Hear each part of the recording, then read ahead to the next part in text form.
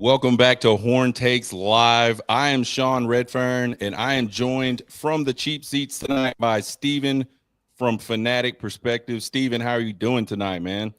I'm doing well, Sean. Ready to talk ball. Hook 'em, brother. We are getting close. We're getting We're close, getting man. close. It's been a long – so I haven't done a show since the end of baseball season, and I've been jonesing. I've been excited. I'm not one that can just talk about the same old stuff, though. But now we've got stuff to talk about. We're a week into fall camp.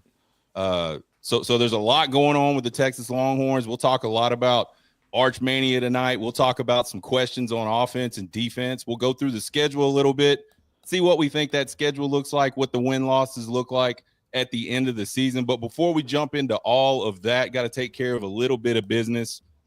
Obviously, go find my man Steven at Fan Perspective on Twitter. It's right there at the bottom of the screen. Go follow him. He's a really good follow. And you can check us out at all our social media at Horn Takes. Don't forget about our friends over at Chinook Seedery. Chinook Seedery seeds are awesome. I love them. They're literally the best seeds I've ever had, and I'm not even saying that because they let me put their logo on my page. I'm saying that because they're really good. I wouldn't chew them or back them if they weren't great. But yeah, seeds aren't just for baseball, folks. Seeds are for football as well. So y'all make sure y'all go use the promo code HornTakes over at ChinookSeedery.com. You'll get 10% off your order there at ChinookSeedery.com. All right, my man. Let's jump into it. Arch Mania, what are your thoughts? I couldn't be more excited, right? I mean, the legacy, the talent, but the beautiful thing about this is we're not coming into Archmania cold, Sean. We saw a proof of concept last season. The boy had 13 touchdowns in limited time. He was explosive in both of his starts. Steve Sarkisian talked about this going into the Mississippi State game, which was our first SEC game. Arch Manning started that game. And regardless of how you feel about Mississippi State and them going 2-10 and whatnot, it was still a SEC conference game. It was still a big spot for him when Quinn Ewers was battling the injuries, looking to come back from OU, trying to keep us steady. And he balled all the way out, right? And so then you look at him coming in as a role player later in the season, Texas A&M in a big spot. He delivered what he was asked to do for the team. Now we get to see Arch in a leadership role. Now we get to see the team, the offense built around Arch. He's not the backup quarterback anymore running what was really designed for Quinn. Now this is really all built around him. I think he is more than ready, Sean. This is his third year with Steve Sarkisian in this offense. He's been learning. He's been patient. I think we are going to see, a guy that is starting the year as a very, very good college quarterback turn into a superstar as the season goes on. Yeah, I think the interesting thing, what I'm most excited about with Arch Mania and Arch Manning in general, is kind of the off stuff, man. I think this is a guy that's been groomed to be in this type of position and to deal with this type of pressure his entire life. I mean, how many guys get to go, yeah, my uncles, they're both Super Bowl winning quarterbacks. They're both MVPs in the NFL. Like nobody gets to do that, basically, except for Arch Manning at this point. So I think just the, we've talked about it a lot on this show. Is the calm facade, is that really Arch, or is that just something he's been trained to do? And I think the answer is kind of both. I think it is Arch, and it's Arch because he grew up in that family, and that's just the way he sort of evolved as a person and as a player. So I'm super excited about that. I echo your sentiments about his on the field abilities. I saw a picture, Steven, when him, Michael Taft, and can't remember, Ant Hill got off the bus at the SEC Media Days and took a picture together. Arch Manning is a large dude. He makes Ant Hill look small, honestly, and I know that's crazy to say. He's an All-American linebacker, but Arch Manning is just a big guy, and we've seen the wheels. We've seen the arm. You mentioned that Mississippi State game. Steven, I think he made just some amazing down-the-field throws in that game under pressure. It's not like he was making throws behind a brick wall offensive line where nobody was getting to him. They were getting to him, but he was standing in there, delivering the ball, accurate. That throw he made to DeAndre Moore was just beautiful. The defensive lineman was in his lap, bucket 50 yards down the field like it was 7-on-7, Sean. Perfect. So yeah, I'm very excited for Arch Manning. Uh, I don't think we've hyped a quarterback up at the University of Texas probably probably since, I mean, you could argue, but maybe since Chris Sims as a quarterback been like, before they ever really play a lot, this hyped up. I think the fan base was kind of split on Vince Young. I think everybody saw what the potential could be, but I don't think, I mean, there's a lot of Texas fans that were still screaming, "Oh, he's got to be a wide receiver," after he played some already on the 40 acres. So, which I'm was glad you said me. that Yeah, because a lot of people try to rewrite history when it comes to early years Vince Young, in that redshirt freshman season with Chance Mock, and kind of it was a little bumpy ride before they really found their wheels in 2004. Um, I think overall Arch is the most hyped quarterback we've had, just in terms of from his freshman year onward and the expectations, the excitement. Also, think about where the program was when he got here. He committed to Texas when Texas wasn't good. right. Think about this. Like they had forward thinking of by the time he's going to take over, Texas should be good. But there was no proof of that when he committed. He committed to a team that was coming off a 5-7 season that went 8-5, right, in Right. 2022. The 2 years he's been here, yeah, we've been playoff teams, but he committed to something before it was even fully constructed. And I think there's a lot of power in that, Sean. Yeah, I agree 100%. He was country before country was cool, as they say. He was a Longhorn before it was cool to go be a Longhorn, and before Steve Sarkisian could just reel him in the way he's reeling him in now. Uh, yeah, I don't. Honestly, I don't have, the only concern I really have about Arch.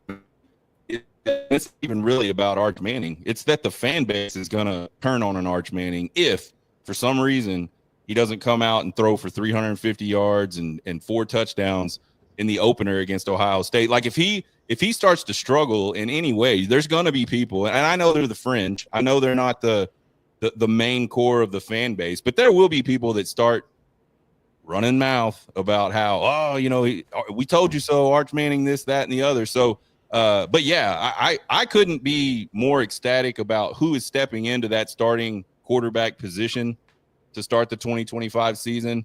And I think all of the sort of prep and all of the, just everything he's done his entire life to be the best quarterback he can be, I think it's going to show out this year. I mean, I think if that offensive line can come along, and we'll talk about that in a little bit, but if that offensive line can really step up and gel, and this team can run the football a little bit and kind of protect him a little bit, make it to where he's not having to carry the team and he's not having to make throws under duress all the time.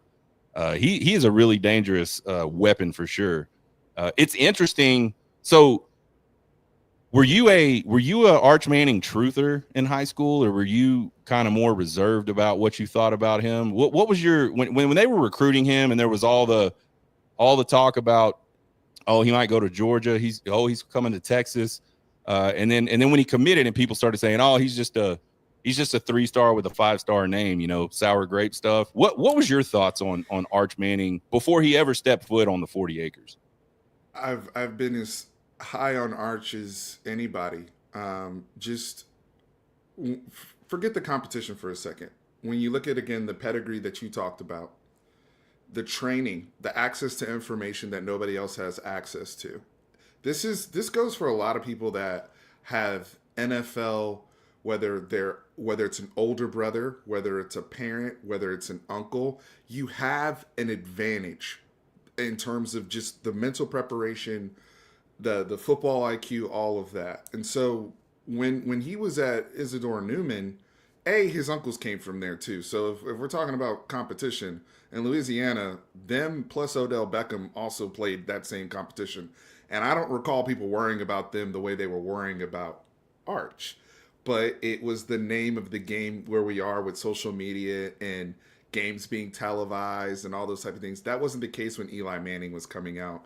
Damn sure wasn't the case when Peyton Manning was coming out. But what I did start to see was the same type of dedication to the game from him mentally. When I started hearing about him doing install with his high school coach. That's not common for a high school quarterback to be doing install in the spring for your teammates. When you started to see the height, the speed, the arm talent, those are things that translate. And so Right. when I also started to think about him coming to Texas because they wanted to be with the best offensive mind in the quarterback development, that really put me in the most comfortable space when it came to Arch, because I also told Texas fans this at the time, and I stand by it. Whether or not you thought Arch was the best quarterback in that class, because that was a loaded 2023 quarterback class coming out of high school. Nico, Dante Moore, Malachi Nelson, all those kids, and they've all ended up at different places. But the one thing I said was Arch was the best quarterback for Texas out of that group. And that's what matters more than anybody's ranking or whatever. Who is the best fit for you and what Steve Sarkisian wants to do? And it was a home run fit for me. Yeah, I'll be honest. I did not have necessarily any concerns, but I did have conversations that, like, he's the biggest guy on the field. He was, like, when you watch those clips of him in high school, he was the biggest kid on the field, maybe besides what is it, Shannon, is it Spencer Shannon was his teammate, or the other real tall tight end on the Will Texans? Randall was his teammate. Will Randall. Okay. Mm-hmm. So other than that guy, he was the biggest player on the field. And I said, I don't have a problem with anyone questioning and going, well, did he really play? We're not talking 6A Texas football where he played. So I didn't think it was a concern, but I didn't have a problem with people bringing it up and bringing that into the conversation, because I think it's fair to bring in all points of a conversation, or else you're really not having a conversation at that point. We got Steven from Fanatic Perspective on with us. We're talking Arch Mania. We'll be talking some other stuff here in a minute. If you're listening right now, jump in the chat, leave your comments, leave your questions. We'll get to those as soon as we can. Troy Story's already left us one. We'll bring it up in just a second. So let's talk question marks on this team. 8 starters off this offense, gone. 4 of the starting offensive linemen, gone. Brand new quarterback. Running back room that I think in spring we knew we had some guys, but we didn't know a lot about where we would be depth-wise as we got into camp and headed into the season. I think I'm a lot more comfortable now than I was in the spring about the running back room, because I think some guys have come along with their injuries. You got CJ Baxter. He's out there running around in practice. You got Christian Clark, who, for all intents and purposes, everything I've heard, has bounced back very well from his injury. So, and that's a tough injury for a running back, the Achilles thing. So talk to us about your biggest question marks for this offense headed into 2025. Yeah, I was with you early on with the running backs, but shout out to Coach Scott coming in for a superstar and Tashard Choice, who's now with the Detroit Lions. I did have questions in the spring. But Christian Clark, it just goes to show, Sean, the strides we've made in sports medicine, right, that you can just bounce back from an Achilles. I was talking about this earlier this week on my channel. Jonathan Gray, 10, 11 years ago, was never the same player that he was early in his Texas career. Definitely the player that he was coming out of Aledo as a 5-star. Once that Achilles injury happened, his career was pretty much over. He was a shell of himself. Now you're hearing Christian Clark is the most explosive running back in the room, like, yeah, which is eye tests. Yeah, and people said that about him last fall camp. By the way, a lot of the commentary for the running back rooms last year was Christian Clark, how thick he is down low, how physical he is, how explosive he is. He can catch the football. Sark likes those guys that can get out of the backfield, catch the ball, and make plays. He's certainly one of those guys. So yeah, the running back room, to me, if CJ Baxter is healthy, if Christian Clark is healthy, you've got a guy like Jarrett Gibson that's got a lot of carries last year, has played in big games for the Texas Longhorns. You got Trey Wisner, who was a guy 3 years ago when he committed to Texas, or whenever he came out of DeSoto. He was a guy that I was like really high on. I was like, he's my dark horse in that class from an offensive perspective. And I got lucky, and he's been amazing. He's been great. So good call on your part. Sometimes you win, sometimes you don't. I got lucky on that one. I'll take it. So the running back room seems all right to me, but I think I'll just ask you, what's your biggest question? Where are we looking on biggest question for you? Yeah. The gelling, I would say the gelling of the offensive line. Are we going to be able to run the football mauling people on a consistent basis? That's my question, because I do think it's going to take time for them to get there pass pro wise. The previous group that we had, I know there's mixed feelings with Texas, and not about Kelvin Banks, but the whole group, right? Right. There was a lot of frustration about in big games against the best teams. We really struggled to be physical running the football on a consistent basis. But the one thing that they were really good at was they were great communication wise, pass pro wise, and losing those four. When you think about it, Cam Williams is, I almost put him in a different category because he was a first time starter last year for Christian Jones. And he performed well until his injury kind of went down the middle of the season, and then he was a shell of himself the rest of the way through. But Jake Majors, Hayden Connor, Kelvin Banks, they were a brain trust of their own when it came to pass pro. So I do think that we will see a drop off there, at least initially with this group, just because it takes time to have that chemistry offensive line wise. And I don't think enough fans really understand the chemistry that needs to exist with your offensive linemen. So Cole Hudson coming in at center, whether it's Neto or Nate Kibble at left guard. I know Trevor Gooseby can play left tackle. Now he's going to be asked to really be the headliner of the offensive line, right? So can they be a little bit more powerful though? The reason why Jake Majors didn't get drafted, the reason why Hayden Connor went in the 6th round instead of maybe the 2nd or 3rd round, was they weren't maulers, right? We were a predominantly outside zone, wide zone rushing team for a reason. I do think that, though, with Cole Hudson being there, who's played a lot of right guard, he has he's played in 38 games. He has 13 career starts, so he's not new, right? Stark talks about these guys aren't new players. They're just new faces to y'all, right? In terms of what we're asking to do. I do think him, DJ Campbell, whatever we get on the interior, and then Trevor Gooseby is more of a power type tackle. I expect us to be better moving the chains, running the football, getting those dirty yards. That's the question I have, though, because if they're not better, that's going to cause a lot to be put more on Arch's shoulders as a young quarterback. So I do think that's a legitimate question mark with this group, and if the chemistry can be there. Yeah, I'm exactly there. I don't know how anybody could not have that as the question mark. I mean, you don't lose.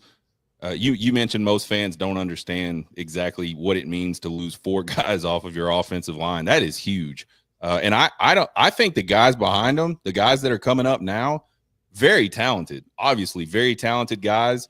They may be more talented than that group that just went out, honestly. But I mean, we may see by the end of the season an offensive line that's come together and is just absolutely road grading people. So I think the opportunity is there for this offensive line to be more physical, like you talked about. And if they can get that, we said it at the top of the show, if they can get that, it's going to be a tough offense to stop, because then you can run play action. You can move Arch Manning out on boots and things, like get him out on the edge where he can make decisions and use his legs or get the ball. I mean, there's just, people don't get it, man. Like, you really still have to offensive football, especially in college, is so pass centric today, but the teams that are really good can line up and run the football when they absolutely have to run the football. And that's something that we had in spurts, I think, last year, but in the big games it disappeared. I think part of that, we just got whipped a little bit. I think the other part of it, though, too, and I'm curious, what kind of side note on this? I'm curious what your thoughts are on this. I think the last couple of seasons, Steve Sarkisian sometimes abandons the running game too quickly. Like, if it's not popping off big yardage, he kind of backs away from it and just puts it in his pocket. But the problem is, once he does that, it's hard to pull it back out of your pocket and try to ask your offensive line to get back into that mode.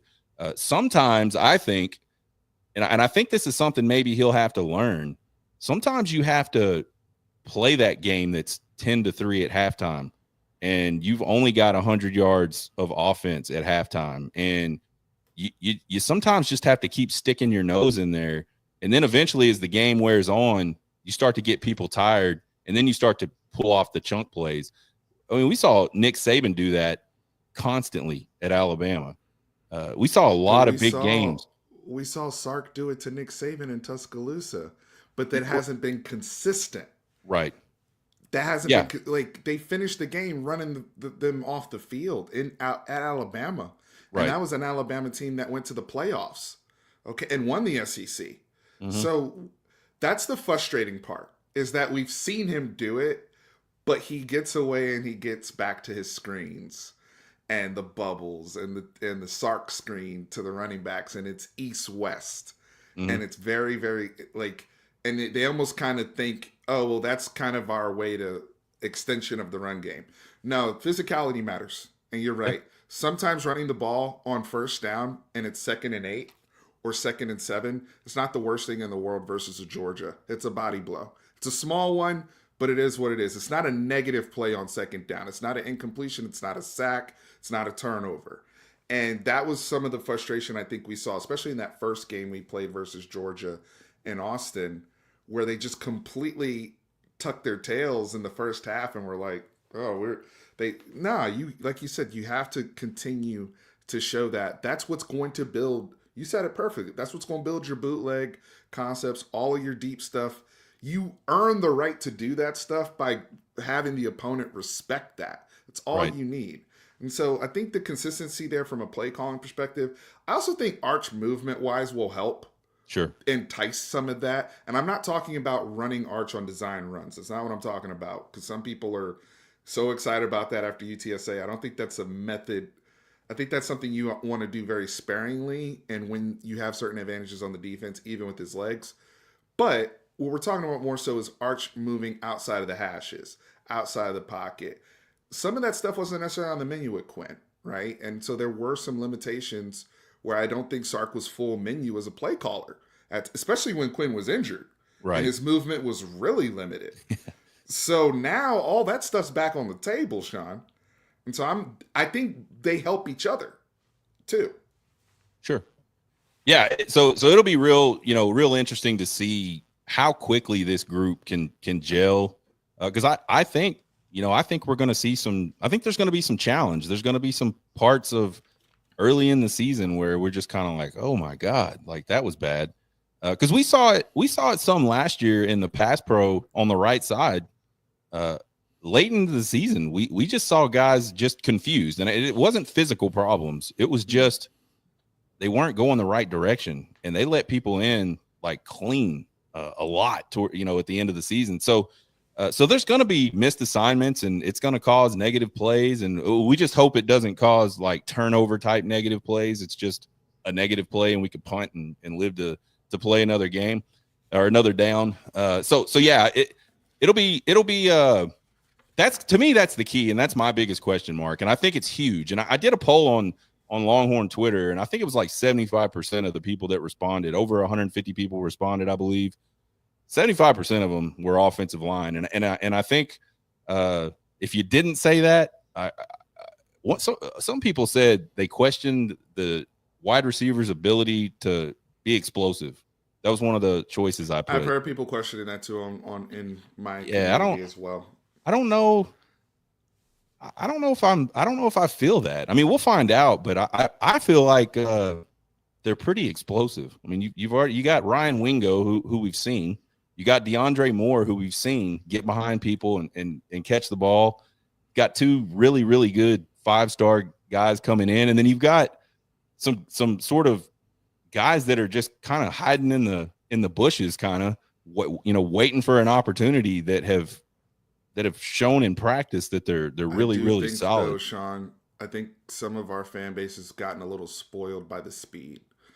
And what I mean by that is they see Xavier Worthy running in the 4.2s, right? Right. They see AD Mitchell running 4.34. Isaiah Bond was a speedster. Yep, till he got Matthew, hurt. Yeah. Matthew Golden ended up cutting a 4.29, right? And so Yeah.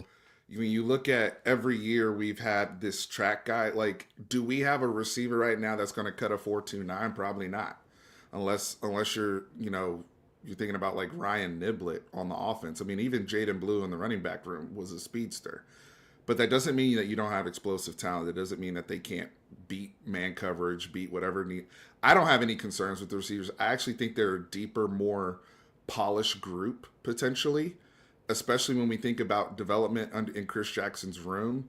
I think Emmett Mosley is going to be a guy that people are going to be, like, wow, he can play, especially at his size, considering the type of route runner he is and the physicality he'll play with. Like you said with Wingo, this is year 2 now for him. DeAndre Moore, I think, is out of all these guys, to me, he had 7 touchdowns last year and he was a role player. And he could have had 10 if he didn't drop hat some of those too. Right. So if he's more consistent, but the thing with him is some of those things he dropped, he was behind the safety by like 7 yards, right? Like consistently. And that was your slot guy creating that type of separation. And also DeAndre Moore, whenever he played with Arch, put up numbers. That's the other thing. So I'm actually excited and encouraged about this group. They're just going to look a little different from what we've seen with the Worthies, the Bonds, and some of the other speed guys, but they'll still be productive. Yeah, I have no questions about the wide receiver. I said, the first time I saw that comment, I said, there's one thing I'm never going to worry about with Steve Sarkisian. It's talented quarterbacks and talented wide receivers. I just don't think it may not be the guy you think it's going to be, but there's going to be a guy. Is kind of how I look at it. Until that doesn't happen, I'm just not going to worry about it. And then you talk about the wide receivers. You also got to talk about those tight ends. We lost a lot of guys. Obviously, we lost one to the draft. We lost a couple to the transfer portal. And then we pick up a guy, Jack Endries, who I think probably is penciled in as sort of the tight end number 1. What are your thoughts on number 2? Who do you think's the guy that comes in the 2 tight end sets or maybe spells him a little bit throughout the season this year? So from a pass catching perspective, Jordan Washington's going to back up Jack Endries from a pass catching perspective. But to answer your question, can Jordan Washington be that consistent blocker? Now he's bulked up. They say he's now 260 or something crazy like that. He came in around 220. I know that they were really excited about how he was practicing last year. I kept hearing great stuff about him. It's just that we were so deep at that position that he wasn't going to get an opportunity unless we just had a rash of injuries. But to hear that he's still, a up and coming player. Now they were smart. They knew they needed to hit the portal. They went after Max Clare, who's going to start at tight end for Ohio State. Once they didn't get Max Clare, they pivoted, waited till the end of spring, ended up getting a freaking freshman All-American in there and Jack Endries. Right. So they got lucky. Really, I mean that was beautiful. It fell right in. It felt perfect right into their lap. And I think he's going to have the type of tight end he is. Will have that perfect bond with Arch. But 12 personnel. Sark loves 12 personnel. Juan Davis was an unsung hero in our 12 personnel packages. Really kind of like an H-back at times, right? Where he's constantly used as a lead blocker. Is that Jordan Washington's skill set? I'm not sure. That's where maybe, Winston, your freshman Winston may get some opportunities, or Spencer Shannon may get some opportunities because they're better blockers, right? So that's something to keep an eye on because that's what kept Amari Niblack off the field. Absolutely. And he's now transferred to A&M because he was just block. Yeah, he could not block. I don't think he could block me, man. And I don't mean that like disparagingly. I'm not trying to pick on a kid. He just did not put the film's the film. He put no effort into it. Couldn't do it. And like you said, you got to be able to do that because if you're not I think, JT Sanders was a guy that didn't block well at Texas, but he was so dynamic in the pass game that he was just a guy they were going to figure it out, right? But I still don't think that's what they wanted to do. I think Sark would rather have a couple of guys that can get down the field and create mismatches and problems for secondaries, but are also willing to stick their nose in there and push some people around. And I think they've got those guys on campus now. It's just going to be interesting to see how all that plays. I love Jordan Washington. I loved his film out of high school. And I think we heard him say in the coach's availability right to kick off fall camp that he is now a complete tight end. He's not just a guy that can catch the ball He's changed his body. He's bought into the blocking. We'll find out for sure. I think you're right. I think he's going to be the first off the bench for that tight end room, and we'll see what that look. And the other thing, I think it maybe depends on the situation. If you're third and inches, he may not be your guy. You may get the 6'7", 270-pound Spencer. I don't know. I don't know what that's going to look like, but I love Jordan Washington. I hope we get to see him and see what he can do early this season. I'll give it to real quick. I'll kind of throw you back to 2023. They were a little behind there, and what did they do? They put Malik Agbo because he was like, I need a blocker. Yes. And they started using Agbo as 12 personnel, and they just lived with it.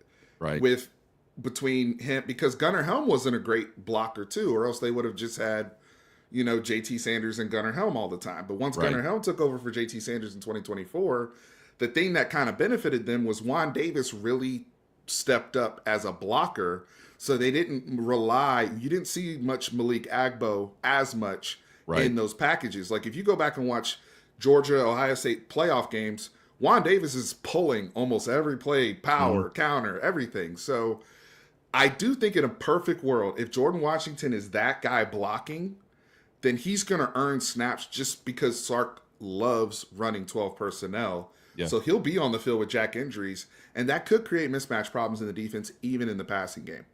Yeah, absolutely. So let's talk dark horse. Who's your dark horse offensive player in 2025? So I'm gonna can I say a 1A 1B type situation, because it's gonna become, this is dependent upon Cedric Baxter's health and what type of pitch count it looks like, right? I think it's encouraging that he's practicing and doing all those things, but he is still wearing a full knee brace. I do think there needs to be some caution with him, even if the player's telling you everything you want to hear. I'm sorry, I'm scarred by Jonathan Brooks being rushed back on the Carolina Panthers when I don't think he needed to be.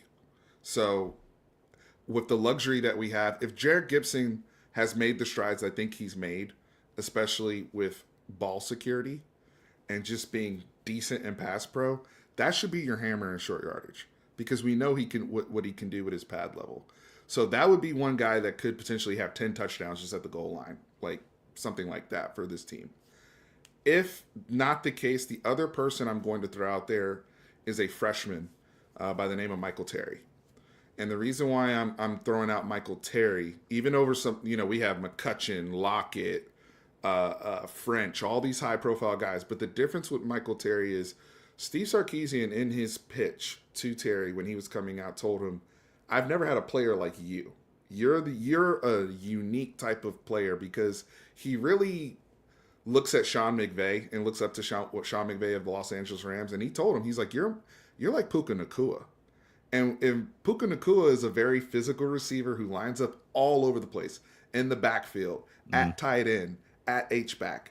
But then he can run a 9 route and beat you, right? But he's a big 6'2", 225 guy. Ding, ding, ding, that sounds like Michael Terry. And so just already hearing some of the encouraging things about him, even though he's not the most polished receiver, that's not what Sark wants from him. He wants a sledgehammer that can go in jet motion, take a handoff, and then come back, block somebody, and release it out of the backfield. So Michael Terry has the skill set that Sark says he has not had yet at Texas. I'm excited to see how he potentially incorporates him. Yeah, it's interesting. I thought about Jared Gibson as well. I thought about Michael Terry, but I got to agree with Troy's story. I think Parker Livingstone's a guy that I think could come on and surprise some people. He's already having a really good fall camp, and I think he's just a guy that, for whatever reason, people don't respect his athleticism, I don't think, and he is certainly an athlete. Like he's big time athlete, and so I mean, to me, I don't want to call him Jordan Shipley, but I think he's the type of guy that you just don't. I mean, Jordan Shipley was really good in high school, and I think everybody thought he would be good, but he had all the injuries. It took him forever to get on the field at Texas, and I think people just kind of forgot about Jordan Shipley and kind of went to sleep on him. And then he comes in and bam, has just an amazing couple of years at Texas. I think Parker Livingstone could be a guy like that. And it looks like to me, and we're talking just clips on Twitter that, sure. some people have seen for, people got to watch practice for 10 minutes and took some video, but it looks like him and Arch have a really good sort of chemistry, really good timing. The timing on the deep ball looks phenomenal. And he's got good skills around the sideline and stuff. I just think he could be a guy that blows up. He's going to be my pick. I don't know. You named a couple of really good ones, and I think I would not be surprised if either one of those guys were that guy. I think outside shot could be that Jordan Washington. I think he could be a guy. The red zone is a problem, has been a problem for the Texas Longhorns. Everybody knows that. It's been a big problem, and it was terrible last year. We were 111th in the country. Exactly. Just bad. And that cost us games. There's no way to, there's no way to, it definitely cost us points. I don't necessarily say it cost us game. I think it did cost us. I think it cost us a chance to tie the game in the Cotton Bowl last year. We just could not get the ball in from the, 6-inch line or foot line or whatever it was. We just couldn't do it. And so we tried to run something cute and it didn't work. And then it got worse from there. We all know what happened. But I think he's a kind of guy, a weapon like that. He's tall. He's physical. He can knock people out and go and get the football. So he might be a guy that, like you talked about, shows up big on the goal line. He could be a guy that might show up big on the goal line as well. And maybe not have a ton of catches, but have a lot of meaningful catches in 2025. So, yeah. And there's a host of other guys. I mean, you could probably say 10 guys could be the dark horse offensive breakout type player for this Texas team. Sitting here with Steven at a Fanatic perspective, we're talking all things Texas football and fall camp. Guys, make sure you check out his Twitter at Fan Perspective. You got any final thoughts on the offense before we jump over to the defense? Yeah, so Parker Livingstone, great pick. He also had a great spring. So him getting off to a fast start in the fall is encouraging. It also speaks to the development in the room. I think a lot of people have accused some of the negative recruiting against Texas has been, well, they're not developing receivers. They just get them out of the portal after they've already been developed, right? You started hearing that narrative, right? And even though Ryan Wingo played a ton last year, people have started going with this narrative. So I think it's very encouraging to see a guy that essentially was, redshirted behind the scenes last year, come into year two and just be right off the bat explosive with his team, earning those first team reps, earning the trust of the staff to be in the rotation. The thing about Parker Livingstone, he's 6'4", okay? And the other thing with him is, and that people have to understand, is he's not a slot guy. He is a deep threat. Like, he's a guy. Go look at his 200-meter. He was a track guy in high school. Yeah. And he was a 200-meter runner. So that's a guy that you're thinking about deep post, deep goes, double moves, where he has that long stride and ability to get vertical. Parker Livingstone is going to be a very, very important player to the boundary for Arch Manning to create some explosive chunk yardage, as Arch is an explosive player. So just understand that, fans, if you're out there and you haven't seen Parker Livingstone's film when he was at Lovejoy, he is a big play receiver that will get vertical. Don't sleep on him, just because he might look like Jordan Shipley. Nah, he's a vertical guy. Yeah, well, and Jordan Shipley was a vertical guy too. But what I like about Parker Livingstone, at his size, he can take that short little hitch, break a tackle, and go. He can take that little screen pass and navigate through traffic and be gone. He's a really versatile guy. Again, you can only play so many. There's so many guys on this roster, especially at that wide receiver position, that I just want to see, and you can't see them all. That's the unfortunate thing. You certainly can't see them all enough to be able to tell what they can do. So it'll kind of be interesting how all of that plays out too.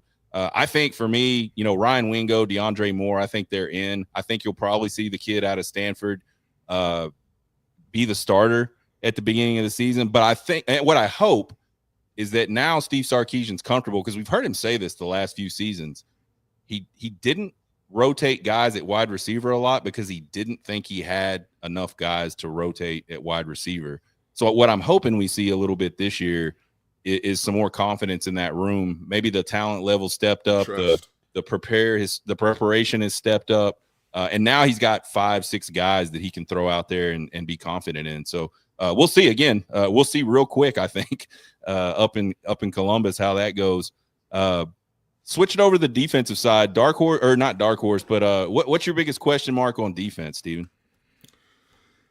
How how how are they going to gel with the corner situation and who's playing nickel, right? I mean, I understand.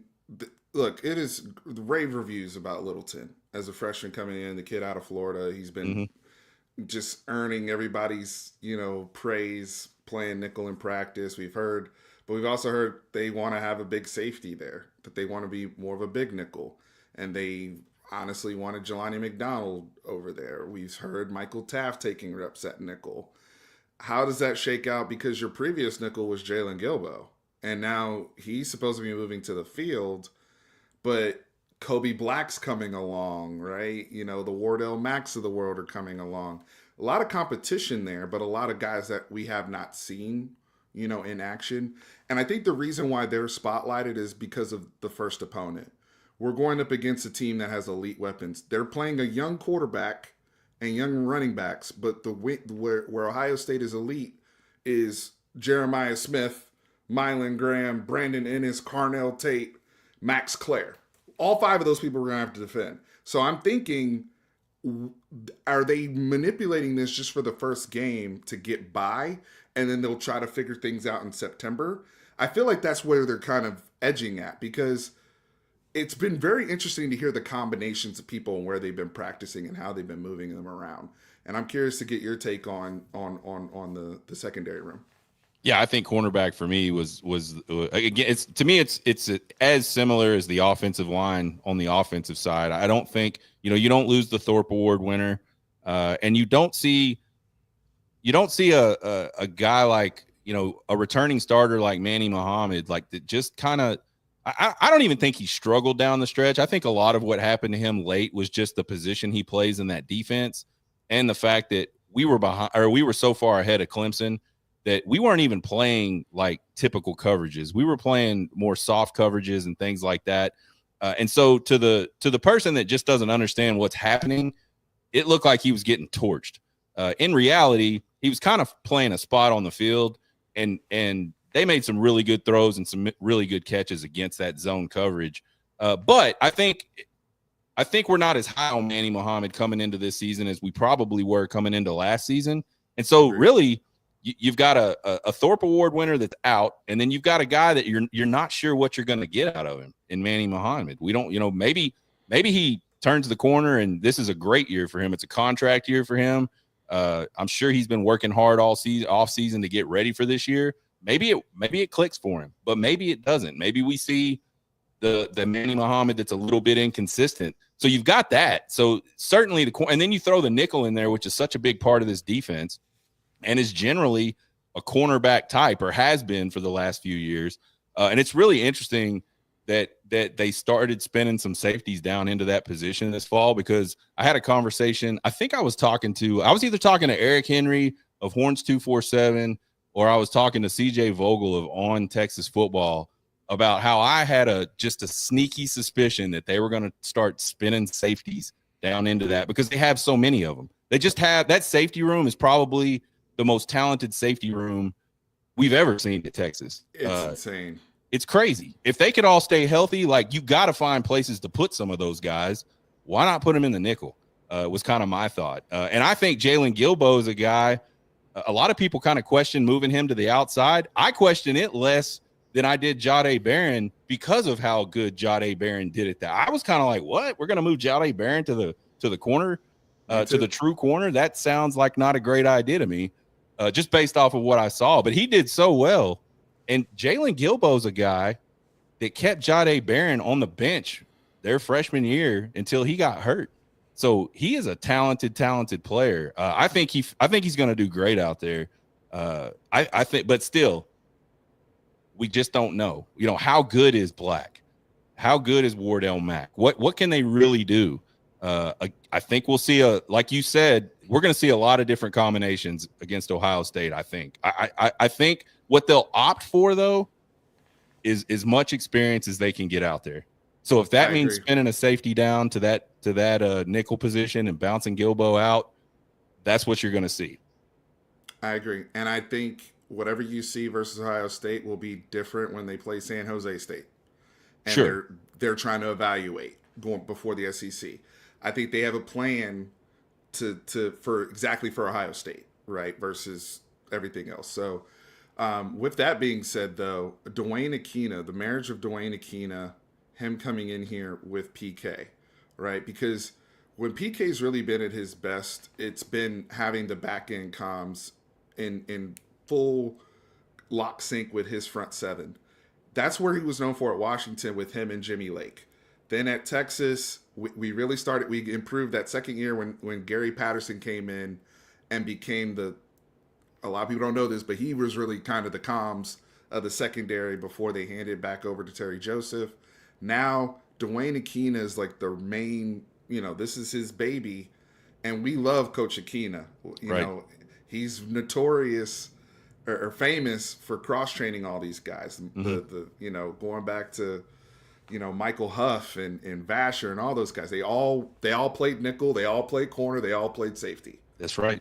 And so I think the beautiful thing with this, especially Manny and all them, y'all should be playing coverage behind with combination with one of the best pass rushes we may have seen in school history.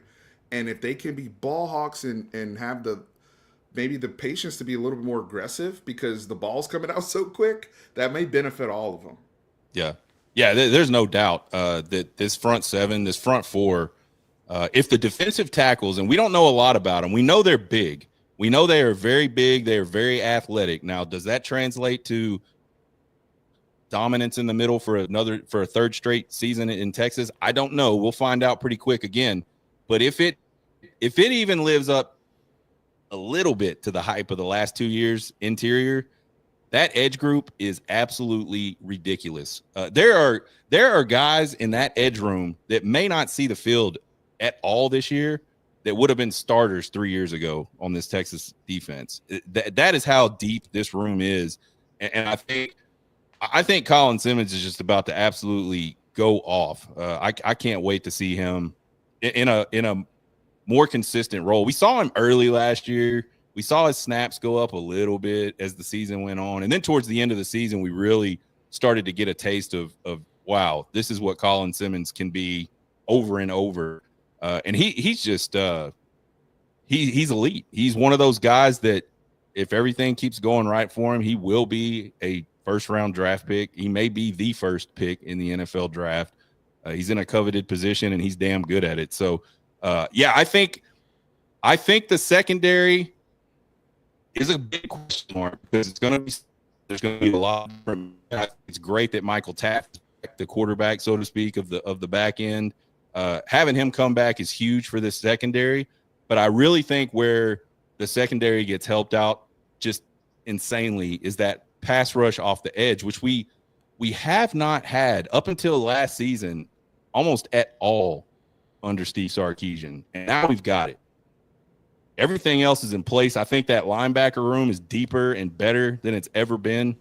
This is a scary and I said after the season, I was talking to Cole Thompson, SEC Unfiltered, and I said, Cole, this defense is going to be better in 2025 than it was in 2024. And he like acted like I was insane because he's big on the offense, which I think is insane. I think it has the potential, but I wouldn't predict it.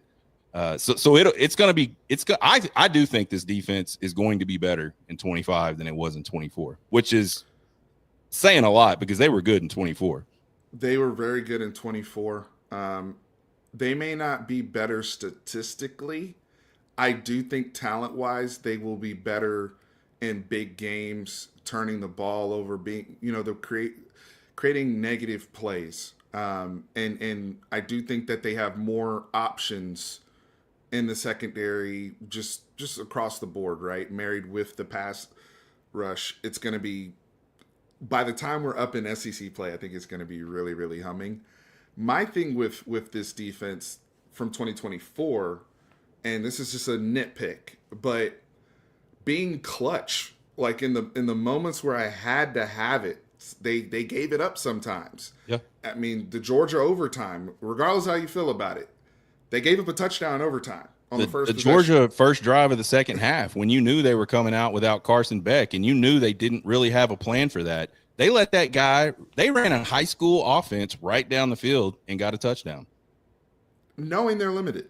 Right. That That can't can't happen. happen. Right. That can't happen, right? The 75-yard Travion Henderson screen Right. pass off the nickel blitz, that cannot happen when you want to win a national championship. You just can't happen, right? I mean, you look how hard it was for us to get the two Jaden Blue touchdowns. That's how hard Ohio State made us work to get our points. Yep. Right? We gave them a layup. You know what I mean? Yeah. So that if they're better at that in 2025, then I'm automatically that's what we need, right? Sure. So I'm encouraged by this group. The Ohio State game, though, because somebody was talking about the score prediction. I'm not ready to go into predictions because I'll let you lead that. But this is going to be, I think, early in the season, that first game, the defense is going to have to set the tone. The defense is going to have to lead. You're going on the road. This is Arch's first start. You're going against a young quarterback in his first start. You're going against a play caller, first time ever calling plays, new running backs, a whole bunch of newness on their side too. This defense needs to stand on business from day one and lead the charge. Yeah, I think they're going to have to. I think they're going to have to early on in the season for sure. If Texas is in any kind of, talk about being, a top 5, a number 1 or number 2 team by the time we roll into SEC play, I think the defense is going to have to be the unit that really leads that, just like you said. So I'm with you 100% there. Who do you got Darkhorse on the defense? So Colin Vasek. Damn. If he can just be healthy. Yes. It has nothing to do with ability. The guy came in the Ohio State game and was getting holding calls. Think about that. Like they were having to blow the whistle. Seeing him come into that game in the second quarter and get meaningful snaps was like I had to double take myself. I had to go, wait a second. It's not the end of the game. Why is Colton Vasek in the game? And it's because physically he is he's a well put together young man. Let's just put it that way. That dude can play football, and you nailed it. He's my pick, and it is totally dependent on him being healthy. He's a guy that can wreck shop. The thing about him too, because I'm high on Ethan Burke too, and I call him the Bash Brothers because they won a championship at Westlake with Taft. But the headliner of that Westlake team back then on defense was Vasek. Ethan Burke came from playing lacrosse. It was new to football. The guy that everybody was worried about was Colton Vasek. We have not gotten to see the boogeyman that existed at Westlake yet. So if we get that version where he looked like a little Nick Bosa at times, that changes everything. That changes the snaps. Now I get a fresher Ethan Burke. I get a fresher Colin Simmons. I get a fresher Zena. Like, that changes a lot. And like we said, just his disruptiveness. He gets into a game and a playoff game and he's getting holding calls. And we have struggled to get any type of call. That means you are really getting underneath a tackle.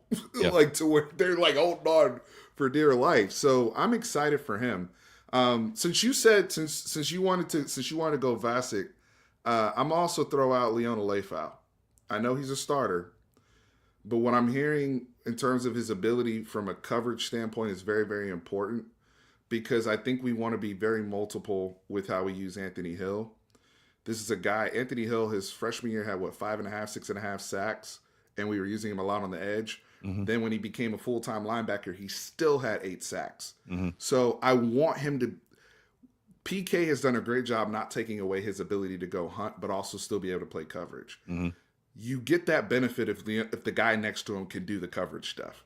Right. And so if Leifau can do that stuff and be a brainiac back there and cut off passing lanes, jump slants, the stuff, then it makes it way easier for not just Anthony Hill, but also Trey Moore, who we're going to be hybrid with as well. So I think I think Trey Moore moving to linebacker is big. for that edge room to get more guys on the field. Right, there's going to be some guys getting some opportunities that may not have gotten some. But Trey Moore is a really versatile guy too. He's a guy that you can walk him out and he can come off the edge. I mean, he did it for 2 years already. He's a guy that can play in coverage. We saw it a lot towards the end of the season with him dropping into coverage and doing those things really well. So yeah, I think you named a bunch of really good guys. I like someone said Justice Terry. I think he could be a guy. I mean, we just don't know what we're going to see with him. He's a defensive tackle that's built like a defensive end, but weighs almost 300 pounds. We don't know what that's going to look like in college, but certainly he passes the eyeball test. He's one of those guys that comes off the bus first, right? As they say, he's that type of physical presence. I think a Jonah Williams is a guy that might come into that secondary and get some run. We don't want injuries. We certainly don't want injuries, so we can see the new Candy come in and play. But if somebody was to get banged up, I think he's a guy that you might see come in and could be. He's a really big, really athletic guy for a safety. And there's just guys. I mean, there's guys everywhere like that, and I think that's the beauty of this defense and why I think it's so dangerous and will be so good. Is there's versatile guys just everywhere. I mean, Jonah Williams is a dude that you could put him in the nickel and walk him up, and he could come off the edge and make plays in the backfield. Like he's just built that way. I think. I mean, that's what I'm really. I don't know if you're a big baseball fan, but watching him play baseball was really fun because he brought like this level of excitement to that baseball team. And I can't wait to see how amplified that's going to be in football, because that's what football is that type of game. Baseball, not necessarily, but he brought a little bit of that. Yeah, he brought a little bit of that to baseball. Yeah. And they're not going to hold him back in football. They're going to say, go. You go be you, Jonah. So I'm interested to see that. And he's a great teammate too. I think that's probably the most underrated thing about Jonah Williams. He is a great teammate. I had season tickets to the baseball. You could see him in the dugout in games. He knew damn well he's not coming in, and he's the most into it out of anybody in that dugout. So kudos to him, man. And I think he's a guy that could be a dark horse. You mentioned Zena Umeozulu earlier. He's a guy that's really raw, but really talented. He might be a guy that can come in if he can figure it out, right? I think the interesting thing and really the point of the whole conversation is they have so many pieces that they can afford to mess around with it and find out who can get hot, so to speak. Who's going to be the guy that the light comes on? And so I'm really excited to see what that looks like. And it's crazy depth. I mean, we're talking about navigating a 12-game regular season, and if you want to go to the national championship game and you include the SEC championship, I mean, last year we would have ended up playing 17 games, Sean. Right. You're gonna lose people, especially when you start having wars with Georgia and the ACC champion and the Big 12. Like, you're gonna lose people. So the fact that they have this person, in the back of the two deep is crazy, right? So just going off of these guys like Justice Terry, one way I can see him being used just right off the bat is freshman year, because we ain't paying for him to sit on the bench. I'm gonna tell you that. One way he can at least have a role off rip is kind of playing where Vernon Broughton was playing a little bit, where we were using Vernon Broughton as like a 3-tech in traditional sets, but then we would move Vernon Broughton to the edge on our 3-down stuff when we really wanted to play coverage. Yeah, exactly. I could see Justice Terry already sliding into there, because I feel like he's way more physically developed than Vernon Broughton was his first year. It took Vernon Broughton 4 years to get to what we got last year. So that's cool. Jonah Williams, I look at Jonah Williams as the same level as recruit as Anthony Hill and Colin Simmons, only in the 3rd level. That's the only difference. He's the same. He brings the same type of energy, the same type of enthusiasm to the game. He's a 5-star all-world player who would be starting at most other schools, even in the SEC. This room that he's in, we're going to have the luxury to play around with where we're going to use him. But Texas fans, this will be the 1 year you will see Jonah Williams, Anthony Hill, and Colin Simmons all play on the same defense. This is the only time you'll ever see it because you're going to look back when these dudes are in the NFL 10 years from now and be like, damn, they were all on the field at the same time. That's crazy, Yeah. right? So think about that. Yeah. Way outside shot for me is a Bo Barnes because I think of Bo Barnes as a guy that's a lot like Ant Hill was as a freshman. Big, fast, headhunter, chase the ball. Like, See don't make ball, him hit think. ball. Yeah, just make him find the ball and go get it. That's a 100-meter guy, Bo Barnes, at 230 pounds. So he is to me on the same type of level athlete as Ant Hill. Now it's yet to be seen whether he can do the things Ant Hill did in college or the things Ant Hill does do in college, but I think he's that type of athlete. So yeah, just tons of guys. Let's jump right over to the sort of our season schedule. We'll just do win losses. We won't pick scores or anything like that.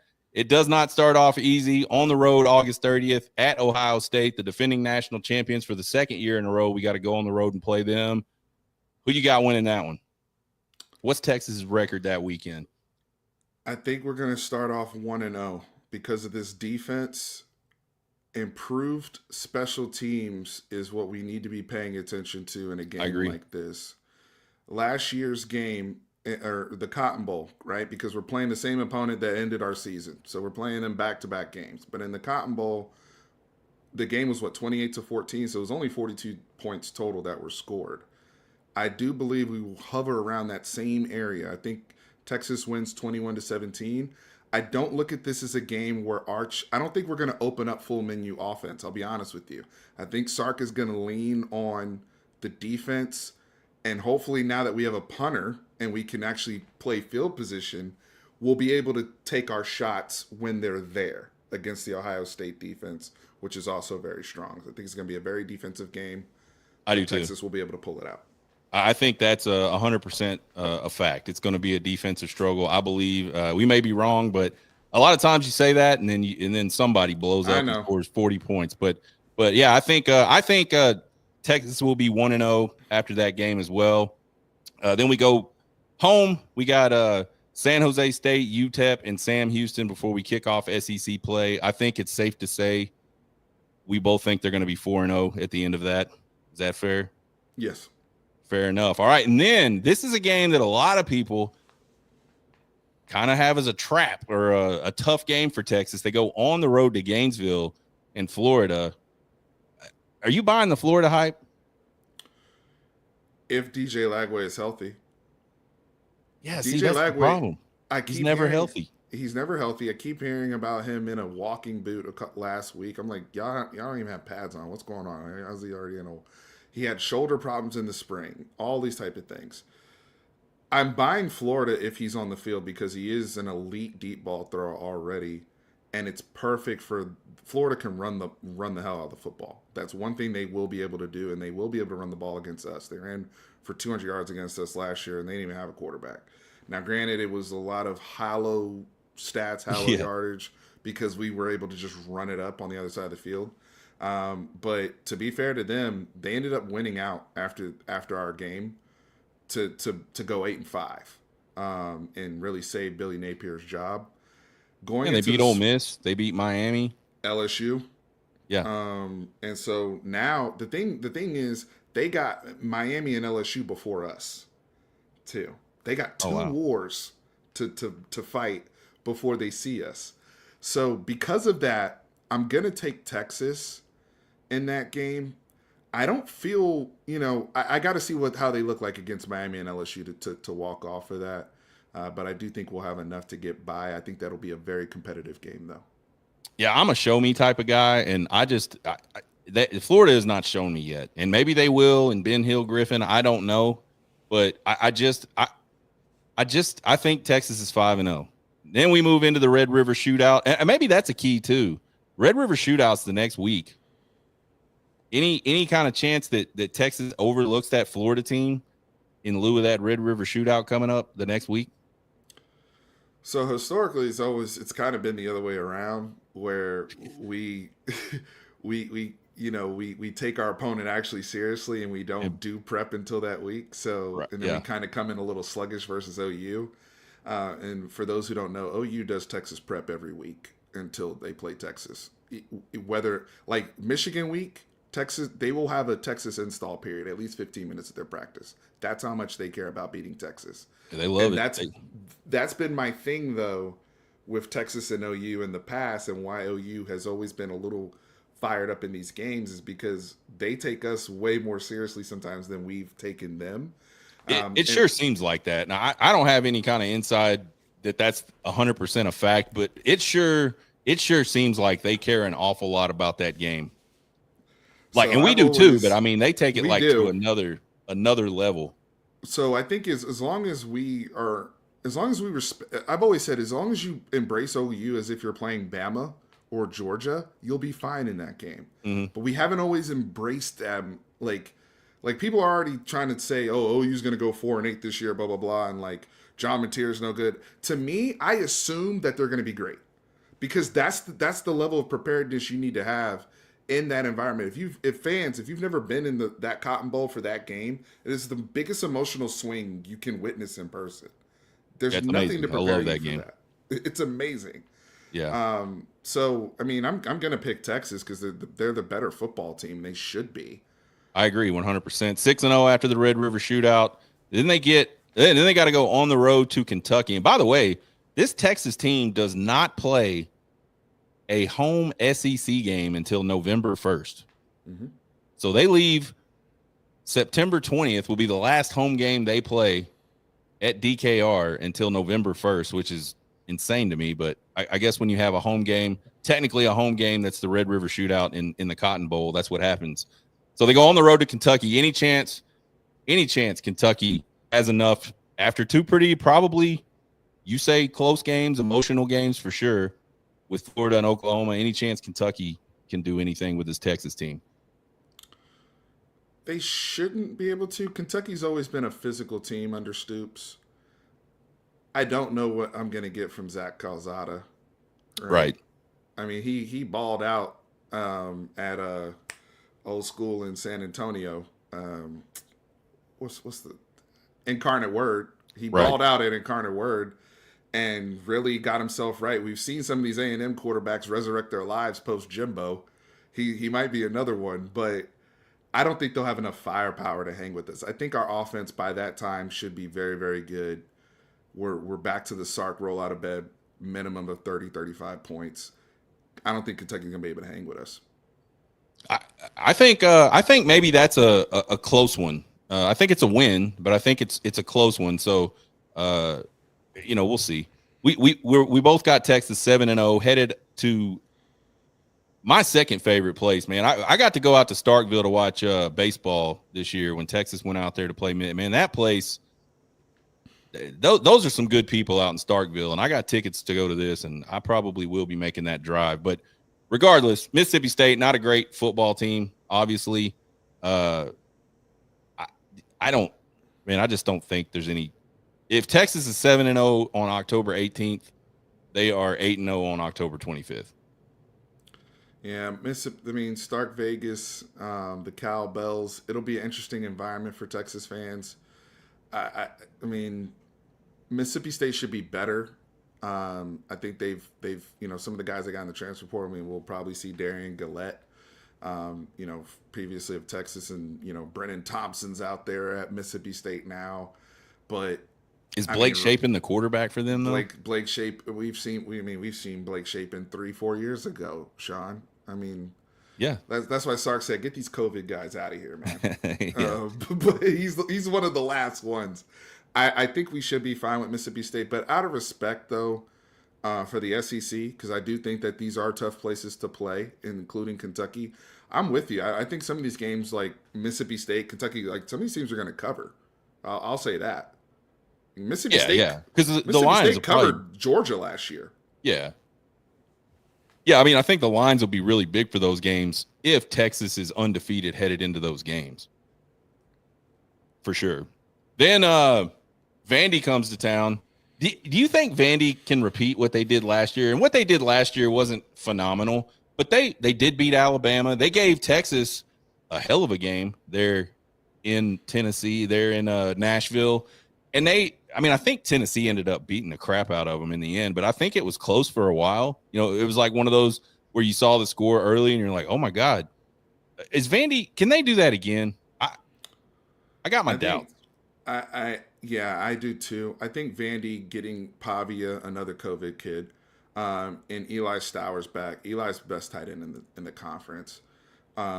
Here's my thing with Vandy. We've been doing a rewatch series on my channel where we've been rewatching every game from 2024, and we just did Vanderbilt a few days ago.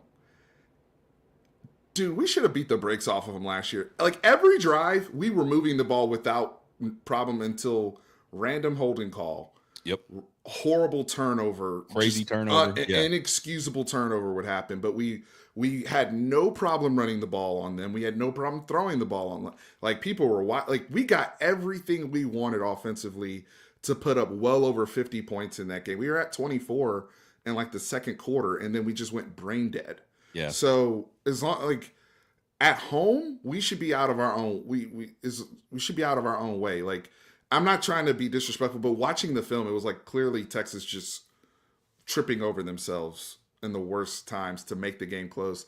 Then you had the pick six, which at the end of the game, Kobe Black, which would have made it a 17-point lead with 1 minute left, and Vernon Broughton went upstairs and hit Pavia in the head, and they end up scoring on fourth down. It's a completely different game. Yeah, You know exactly. what I mean? So Yeah. It was a weird game, and I don't think we'll see that in Darrell K. Roy. I mean, as a matter of fact, I think Texas kind of wins that one big, like kind of going so away. I think so. Now too. here's the big one at Georgia. Georgia is Steve Sarkisian's kryptonite right now. It's the same. I mean, to me it looks. I mean, it's early in the whole deal, but it looks a lot like Kirby Smart just cannot beat Nick Saban. It looks a lot like Mac Brown just cannot beat Bob Stoops. And again, it's early. I'm not throwing in the towel on this one, but we're going on the road to Georgia. I think Georgia and Kirby Smart and that staff are going to have that team ready. And I don't think they're as talented as they were this year. I have my questions about the quarterback. I mean, I know what he did against us, which wasn't amazing, but he kept the ship afloat and he made some plays, right? He didn't show well against Notre Dame.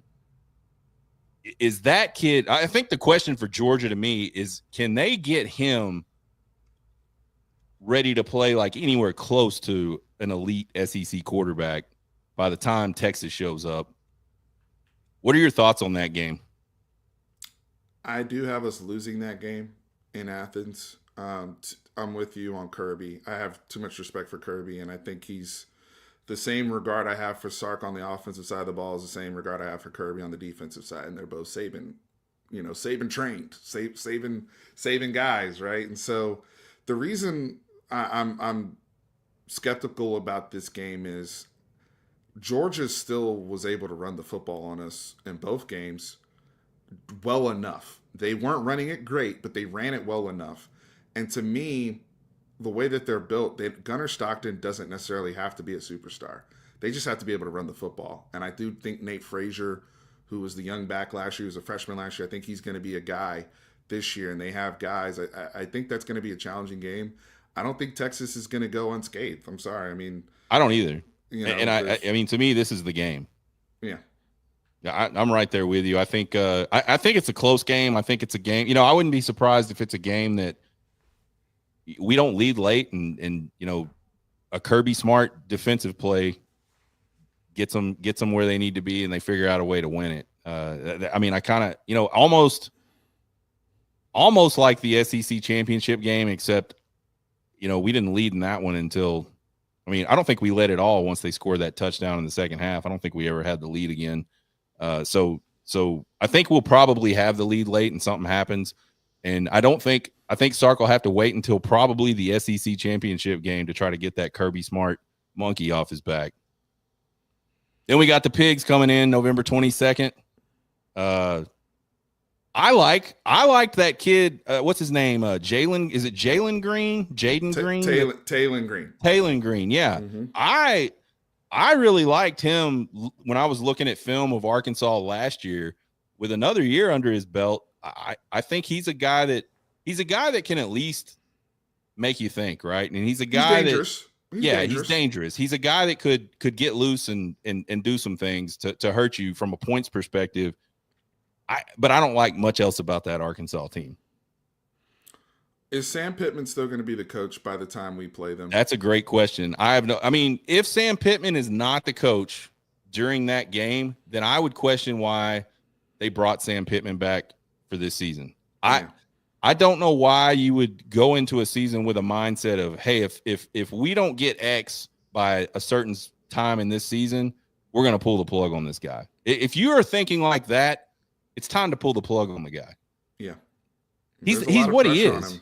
He's Yeah. not gonna change what he is. He's 100 years old and he's Sam Pittman. He's just gonna be Sam Pittman, and that's what you hired.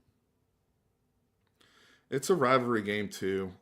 This is the first time we're going to play Arkansas in the new era of the rivalry, actually in Austin, right? Because Yeah. I call Fayetteville Fayette now Yeah. because I hate that place, and it can get it can get rowdy if you let it, and if you allow them into your mind the way it happened in 2021. We were mentally weak, and they showed us that we were mentally weak. Last year, we went in there and we didn't play our best ball last year, but we were much more mentally stronger. Yeah. And at the end of the game in the fourth quarter, we just were able to muscle it out. Yeah. I think we'll be better equipped to deal with them in Austin. Taylon Green was injured when we played them. Now, he played in that game, but he had the ankle 100%. thing. He wasn't 100%. The normal Taylon Green is a 4'4" guy at 6'6" that can throw it 50 yards on his back foot, right? But he's also very turnover prone, very erratic. Like, he's dangerous for us and he's dangerous for them. Sure. Like, it goes both ways. But I do think that it's an emotional end to the season too, because it's Arkansas and A&M back to back. That's right. Rivalry. Like, it's rivalry November at that point, right? So Yeah. I expect Texas to be mentally tough enough at home, just a better football team, handling your business. One thing we've seen under Sark the last 2 years is we beat the teams we're supposed to beat that we're better than on Right. paper. Yeah. Yeah. So I think we both have them 10-1, headed into the Lone Star Showdown. Man, I got to admit, I was a little, I thought that Texas A&M team offensively would be a little more dangerous last year than they were. And maybe they were, and our defense maybe just came in and just played really well, and just basically shut them down completely. Are you saying at the time we played them, or before the season when they had Connor Weigman? What do you mean more? I think as we were going into that game, okay. I was watching film and thinking to myself, like, this offense, it looks like it could be explosive. They got some guys, and it just didn't happen for them. We're in another year, same quarterback, a bunch of new receivers, and I think they got some good ones out of the portal. But are they coming into Austin? What do you think that one looks like? Yeah, they're going to want it bad. I do know that. They're going to want it. Yeah, that's going to be a kitchen sink game, right, for Elko and his staff. What the momentum they could get out of that if they beat, especially a 10-1 Texas team at that time, if they were able to pull that off in Austin, the momentum that would bring them is enormous. To your point about their offense, start there. Marcel Reed in his second year, we'll see what he is. We'll have a whole year of him, right, to see if he's made those strides, especially threatening the defense down the field. We didn't respect it last year. And when he did throw, Taft picked it off. So it's like, hey, can you give them anything downfield? They went and got one of the best receivers in the portal, Concepcion from NC State. They've decided Terry Bussey is a receiver. They lied to the kid. They told him he was going to be the next Champ Bailey on defense, but now he's full-time receiver. They do get Le'Veon Moss back. We'll see how Le'Veon Moss looks by that time. But him, Amari Daniels, Reuben Owens, they got players. I'm not like they can match up. The question is, Colin Klein's offense versus PK. That's where you lose me, and because PK it was just too simplistic what they were running, right? And it felt like PK was just so far ahead of him on every single. I think that's where the mismatch lays. Yeah, I agree. So you're thinking 11-1 regular season for Texas? I feel like my mind is telling me 10-2, and I'm not saying I feel like there's a game in there, whether it's if I'm being too optimistic on Ohio State or Florida.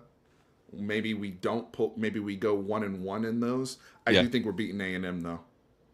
yeah, I I think do so think we're too. beating A&M to finish the year.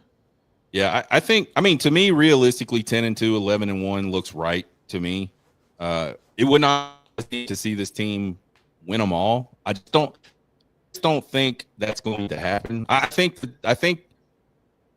what we're seeing in college football now is with NIL, with the portal, you cannot keep a great nucleus of players that long generally. And so that talent is dispersed. And you know, this parity they've been talking about for the last 20 years that didn't really exist. I think it's now starting to exist in college football. And the schedule is too hard in the SEC. There's too many teams that have talented rosters. You know, maybe they're not good football teams, but they're talented rosters. I think the days of just running are about gone in college football. Sark said that at SEC Media Days. He said if you go undefeated, you get a statue in this era of college football. He was like, Yeah, and I I don't agree with him. expect So anybody to go undefeated, at least in the Power Four conferences, unless your schedule just is the perfect situation and you have no health. Like you have to be crazy lucky with health, right, right? yeah, because that depth is Chemistry. gone. You don't have a Nick Saban team with 5 stars sitting on the third string. You don't have that anymore. That's over. I think for Texas to go 12-0, I mean, you're talking about Arch being a Heisman Oh, type sure, player, sure. like first year as a starter, like he's Joe Burrow. Like if now Yeah, if that happens, and the 5-star depth like Jonah Williams and all of like everything just clicks. Yeah, Texas. There's not a game on this schedule that we can't win. I'll I put it agree. that Yeah, way, that's fair. right? So Yeah, there's nothing unwinnable out there for you. Got a roster like Texas's. There's nothing unwinnable. There's probably, you know, there's probably 3, 4, 5, 6 other teams that could say the same thing from a roster yes, I perspective, agree. and we got to play some of them. So uh, sometimes the ball won't bounce your way, but man, Steven, I appreciate you coming on. You guys make sure you go see Steven at Fanatic Perspective. Information's right there at the bottom of the page. He's a good follow on Twitter. You guys check us out at Horn Takes. We're on Twitter. We're on TikTok. Obviously, we've got the YouTube channel. We appreciate all the support. Thanks, everybody that jumped into the chat tonight. Thanks, everybody that watched tonight. You guys have a good one. Y'all get hooked.